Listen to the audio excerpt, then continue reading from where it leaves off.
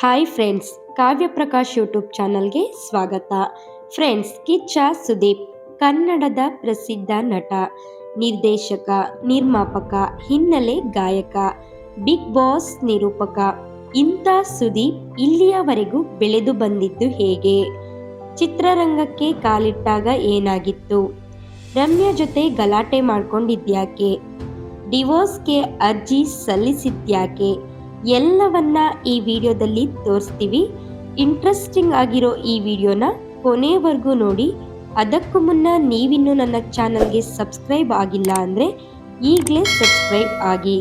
1973ರ September 2ರಂದು ಜನನ. Friends, Sudeep ಹುಟ್ಟಿದ್ದು 1973ರ September 2ನೇ ತಾರೀಕು ಶಿವಮೊಗ್ಗದ ಮೆಗಾನ್ ಆಸ್ಪತ್ರೆಯಲ್ಲಿ. ತಂದೆ ಸಂಜೀವ್ ಮಂಜಪ್ಪ ಹೋಟೆಲ್ ಉದ್ಯಮಿ ಹೊಂದಿದ್ರು.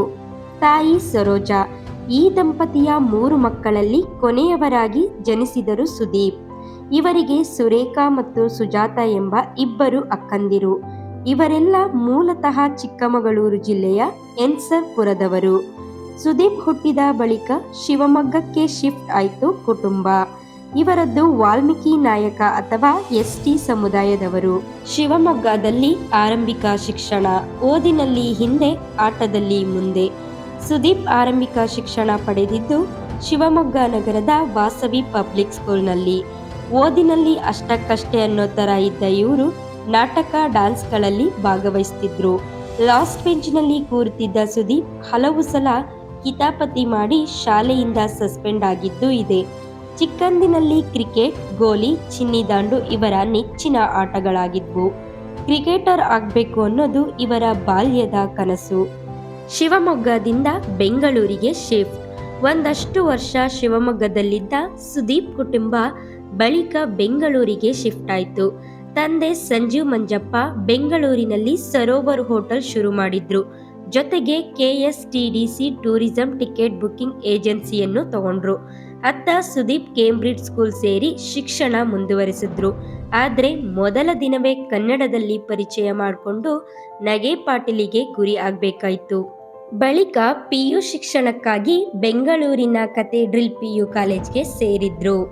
ಕಾಲೇಜು ದಿನಗಳಲ್ಲಿ ಫ್ರೆಂಡ್ಸ್ ಜೊತೆ ಸೇರಿ ಲೆಕ್ಚರರ್ಗೆ ಲೈನ್ ಹೊಡೆದಿದ್ದು, ಎಕ್ಸಾಮ್ನಲ್ಲಿ ಕಾಪಿ ಹೊಡೆದಿದ್ದು, ಪೇರೆಂಟ್ಸ್ ಮೀಟಿಂಗ್ಗೆ ಅಕ್ಕನನ್ನ ಕರೆದುಕೊಂಡು ಹೋಗಿದ್ದೆಲ್ಲ ಇವರ PU ನೆನಪುಗಳಾಗಿವೆ. ಡಿಗ್ರಿ ಟೈಮಲ್ಲಿ ಕ್ರಿಕೆಟ್ ಟೀಮ್ ಕ್ಯಾಪ್ಟನ್.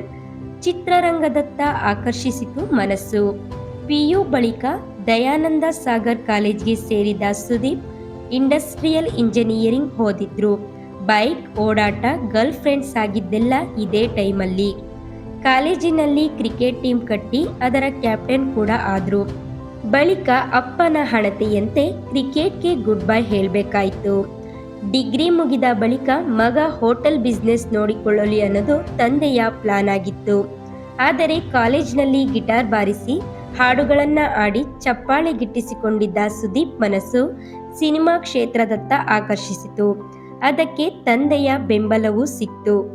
ಮುಂಬೈಗೆ ಹೋಗಿ ಆಕ್ಟಿಂಗ್ ತರಬೇತಿ, ಡೈರೆಕ್ಷನ್ ಆಸೆ, ಉಪ್ಪಿ ಜೊತೆ ಓಡಾಟ. ಚಿತ್ರರಂಗಕ್ಕೆ ಬರಬೇಕು ಅನ್ಕೊಂಡ ಸುದೀಪ್ ಮುಂಬೈಗೆ ಹೋಗಿ ಅಲ್ಲಿನ ರೋಷನ್ ತನಿಜಾ ಆಕ್ಟಿಂಗ್ ಸ್ಕೂಲ್ನಲ್ಲಿ ನಟನೆಯ ಟ್ರೈನಿಂಗ್ ಪಡೆದ್ರು. ನಂತರ ಡೈರೆಕ್ಟರ್ ಆಗೋ ಆಸೆ ಹುಟ್ಟು. ಈ ಹಿನ್ನೆಲೆ ಓಂ ಸಿನಿಮಾ ಟೈಮಲ್ಲಿ ಉಪೇಂದ್ರ ಜೊತೆ ಓಡಾಡಿ ಗಮನ ಸೆಳೆದ್ರು. ಸಾಲು ಸಾಲು ಸಿನಿಮಾ ಫೇಲ್, ಐರನ್ ಲೆಗ್ ಕುಖ್ಯಾತಿಗೆ ಗುರಿ. ಇಂಥ ಸುದೀಪ್ಗೆ 1996ರಲ್ಲಿ ಬ್ರಹ್ಮ ಸಿನಿಮಾದಲ್ಲಿ ನಟಿಸುವ ಅವಕಾಶ ಸಿಕ್ತು. ಅದರ ಶೂಟಿಂಗ್ನಲ್ಲಿ ಭಾಗವಹಿಸಿದ್ರು. ಆದರೆ ಕಾರಣಾಂತರಗಳಿಂದ ಸಿನಿಮಾ ಅರ್ಧಕ್ಕೆ ನಿಂತೋಯ್ತು. ಬಳಿಕ ಓ ಕುಸುಮ ಬಾಲೆ ಚಿತ್ರದ ಆಫರ್ ಬಂತು. ಅದು ಕೂಡ ಹಣಕಾಸಿನ ಸಮಸ್ಯೆಯಿಂದ ನಿಂತೋಯ್ತು. ಕೊನೆಗೆ 1997ರಲ್ಲಿ ಅಂದರೆ ತಮ್ಮ 24ನೇ ವಯಸ್ಸಿನಲ್ಲಿ ತಾಯವ್ವ ಸಿನಿಮಾ ಮೂಲಕ ತೆರೆ ಮೇಲೆ ಬಂದ್ರು ಸುದೀಪ್. ಆದರೆ ಈ ಸಿನಿಮಾ ಓಡಿದ್ದು 3 ದಿನ. ಇದನ್ನೆಲ್ಲ ನೋಡಿದ ಕೆಲವರು ಸುದೀಪ್ದು ಐರನ್ ಲೆಗ್, ಇವರನ್ನ ಹಾಕೊಂಡು ಸಿನಿಮಾ ಮಾಡಿದ್ರೆ ಫ್ಲಾಪ್ ಆಗೋದು ಗ್ಯಾರಂಟಿ ಅಂತ ಮಾತನಾಡೋಕ್ಕೆ ಶುರು ಮಾಡಿದ್ರು. ಸೀರಿಯಲ್ ಕಡೆ ಮುಖ ಮತ್ತೆ ಬ್ಯಾಡ್ ಲಕ್. ಸ್ಪರ್ಶ ಮತ್ತೆ ಹುಚ್ಚ ಹಿಟ್, ಬದಲಾಯಿತು ಅದೃಷ್ಟ. ಚಿತ್ರರಂಗದಲ್ಲಿ ಆರಂಭಿಕ ಯಶಸ್ಸು ಸಿಗದ ಹಿನ್ನೆಲೆ ಸೀರಿಯಲ್ ಕಡೆ ಮುಖ ಮಾಡಿದ್ರು ಸುದೀಪ್. ಸುಧಾಕರ್ ಭಂಡಾರಿ ನಿರ್ದೇಶಿಸಿದ ಪ್ರೇಮದ ಕಾದಂಬರಿ ಧಾರಾವಾಹಿಯಲ್ಲಿ ನಟಿಸಿದ್ರು. ಆದರೆ ಅದು ಕೂಡ ಹೆಚ್ಚು ದಿನ ಪ್ರಸಾರವಾಗಲಿಲ್ಲ. ಬಳಿಕ ಪ್ರತ್ಯರ್ಥ ಸಿನಿಮಾದಲ್ಲಿ ಪೋಷಕ ಪಾತ್ರ ಆಗಿ ನಿರ್ವಹಿಸಿದ್ರು. ಸೂಕ್ತ ಅವಕಾಶಕ್ಕಾಗಿ ಕಾಯ್ತಿದ್ದ ಸುದೀಪ್ಗೆ 2000ನೇ ಇಸವಿಯಲ್ಲಿ ತೆರೆಕಂಡ ಸ್ಪರ್ಶ ಸಿನಿಮಾ ಒಳ್ಳೆ ಹೆಸರು ತಂದುಕೊಡ್ತು.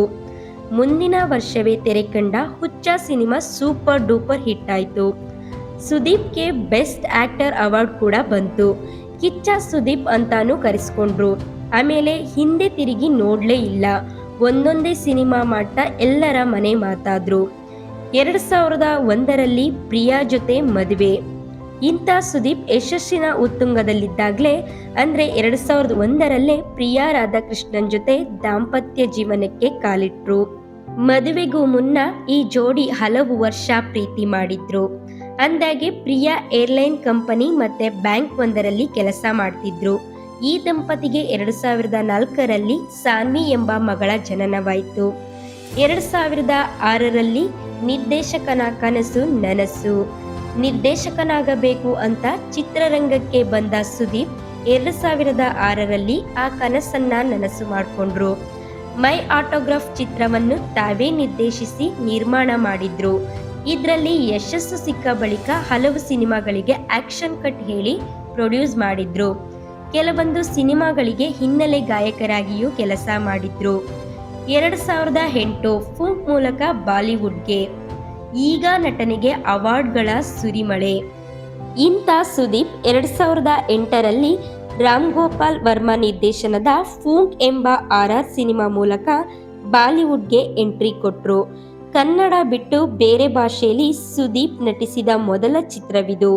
ಬಳಿಕ ತೆಲುಗು, ತಮಿಳಿನ ಚಿತ್ರಗಳಲ್ಲಿ ನಟಿಸಿ ಸೈ ಎನಿಸಿಕೊಂಡ್ರು. 2012ರಲ್ಲಿ ತೆರೆಕಂಡ ಈಗ ಸುದೀಪ್ ಜೀವನದ ಸ್ಪೆಷಲ್ ಸಿನಿಮಾ. ಇದರಲ್ಲಿನ ನಟನೆಗೆ ಹಲವು ಅವಾರ್ಡ್ ಬಂತು. ಈಗ ಟೈಮಲ್ಲೇ ಸುದೀಪ್ ಅನ್ನೋ ಹೆಸರು ಸುದೀಪ ಅಂತ ಬದಲಾಗಿದ್ದು. ಅಂದಾಗೆ ಸುದೀಪ್ ಅನ್ನೋದನ್ನ ಸುದೀಪ ಮಾಡಿದ್ರೆ ಯಶಸ್ಸು ಸಿಗುತ್ತೆ ಅಂತ ಎಸ್ ನಾರಾಯಣ್ ಸಲಹೆ ಕೊಟ್ರು. ಅದರಂತೆ ಹೆಸರು ಬದಲಾಯಿಸಿದ್ದಕ್ಕೂ ಈಗ ಸಿನಿಮಾ ಹಿಟ್ ಆಗೋಕ್ಕೂ ಸರಿಯಾಯಿತು. ಬಳಿಕ 2009ರಲ್ಲಿ ಸುದೀಪ್ ರಮ್ಯಾ ಗಲಾಟೆ. ಅದು 2009. ಸುದೀಪ್ ನಿರ್ದೇಶನದ ಜಸ್ಟ್ ಮಾತ್ ಮಾತಲ್ಲಿ ಚಿತ್ರದ ಸಾಂಗ್ ಶೂಟಿಂಗ್ ಟೈಮ್. ಈ ವೇಳೆ ಡೇಟ್ಸ್ ವಿಚಾರಕ್ಕೆ ರಮ್ಯಾ ಮತ್ತು ಕೊರಿಯೋಗ್ರಾಫರ್ ಹರ್ಷ ಮಧ್ಯೆ ಮಾತಿನ ಚಕಾಮಕಿ ನಡೀತು. ಸಿಟ್ಟಿಗೆದ್ದ ರಮ್ಯಾ ಸಿನಿಮಾ ಮತ್ತು ಸಿಬ್ಬಂದಿಯನ್ನ ಕೆಟ್ಟದಾಗಿ ನಿಂದಿಸಿ ಶೂಟಿಂಗ್ ಸೆಟ್ನಿಂದ ಹೊರ ನಡೆದ್ರು. ಇದರಿಂದ ಕೋಪಗೊಂಡ ಸುದೀಪ್ ನಟಿಯಾಗಿ ರಮ್ಯಾ ತನ್ನ ಕೆಲಸವನ್ನ ಗೌರವಿಸಬೇಕು, ಸಹ ನಟರು ಮತ್ತು ಟೆಕ್ನಿಷಿಯನ್ಸ್ಗಳನ್ನ ಗೌರವಿಸಬೇಕು. ನಾವು ಸಿನಿಮಾ ಮಾಡಲು ಕಷ್ಟಪಡುತ್ತಿರುವಾಗ ಸಿನಿಮಾ ಬಗ್ಗೆ ನೀವು ಕೆಟ್ಟದಾಗಿ ಮಾತನಾಡಿದ್ರೆ ಏನರ್ಥ ಅಂತ ಕಿಡಿಕಾರಿದ್ರು. ಇದರ ಬೆನ್ನಲ್ಲೇ ರಮ್ಯಾ ಜೊತೆ ಕೆಲಸ ಮಾಡದಿರಲು ಡ್ಯಾನ್ಸರ್ಸ್ಗಳು ನಿರ್ಧರಿಸಿದ್ರು. ರಮ್ಯಾರ ವರ್ತನೆಯಿಂದ ತನಗೆ 10 ಲಕ್ಷ ಹೆಚ್ಚುವರಿ ಖರ್ಚಾಯಿತು ಅಂತ ಸಿನಿಮಾ ನಿರ್ಮಾಪಕ ಶಂಕರೇಗೌಡ ಹೇಳಿಕೊಂಡ್ರು. ಬಳಿಕ ಎಲ್ಲವೂ ಸರಿ ಹೋಯಿತು. ಸುದೀಪ್ ರಮ್ಯಾ ಕೂಡ ಪ್ಯಾಚಪ್ ಮಾಡಿಕೊಂಡ್ರು. 2010 ಕಪಾಳ ಮೋಕ್ಷದ ಆರೋಪ. 2011ರಲ್ಲಿ ಸುದೀಪ್ ಶಿವಣ್ಣ ಸಂಘರ್ಷ. ಅದು 2010. ಸುದೀಪ್ ನಿರ್ದೇಶನದ ಕನ್ವರ್ಲಾಲ್ ಸಿನಿಮಾದ ಶೂಟಿಂಗ್ ಸೆಟ್ನಲ್ಲಿ ಅಸಿಸ್ಟೆಂಟ್ ಡೈರೆಕ್ಟರ್ ಸಾಗರ್ಗೆ ಸುದೀಪ್ ಕಪಾಳ ಮೋಕ್ಷ ಮಾಡಿದ್ರು ಅನ್ನೋ ಆರೋಪ ಕೇಳಿ ಬಂತು. ಆದ್ರೆ ಈ ಆರೋಪ ಸುಳ್ಳು ಅಂದ್ರು ಸುದೀಪ್. ನಂತರ 2011ರಲ್ಲಿ ರಾಜ್ ಕಪ್ ಕ್ರಿಕೆಟ್ ಮ್ಯಾಚ್ ವೇಳೆ ಸುದೀಪ್ ಮತ್ತು ಶಿವಣ್ಣ ತಂಡಗಳ ಮಧ್ಯೆ ಸಂಘರ್ಷ ನಡೀತು. ಒಬ್ರಂತೂ ಸುದೀಪ್ ಮೇಲೆ ಕೈ ಮಾಡಿಬಿಟ್ರು. ಈ ಬಗ್ಗೆ ಬಳಿಕ ಮಾತನಾಡಿದ ಸುದೀಪ್, ಬೇರೆಯವರಾಗಿದ್ರೆ ಅರ್ಧಕ್ಕೆ ಮ್ಯಾಚ್ ಬಿಟ್ಟು ಹೋಗ್ತಿದ್ದೆ. ಆದ್ರೆ ಶಿವಣ್ಣ ಜೊತೆ ನನಗೆ ಒಳ್ಳೆ ಸಂಬಂಧವಿದೆ. ಅವರಿಗೆ ಬೇಜಾರಾಗಬಾರ್ದು ಅಂತೇಳಿ ಹೋಗಿದ್ದ ಕೆಲಸವನ್ನ ಮುಗಿಸ್ಕೊಂಡು ಬಂದೆ ಅಂದ್ರು. ಜೊತೆಗೆ ಈ ಘಟನೆಯಿಂದ ತನ್ನ ಮತ್ತು ರಾಜ್ ಕುಟುಂಬದ ಸಂಬಂಧದ ಮೇಲೆ ಯಾವುದೇ ಪರಿಣಾಮ ಬೀರಲ್ಲ ಅಂತಾನೂ ಹೇಳಿದ್ರು. ಬಳಿಕ ಕರ್ನಾಟಕ ಬುಲ್ಡೋಸರ್ ಕ್ಯಾಪ್ಟನ್.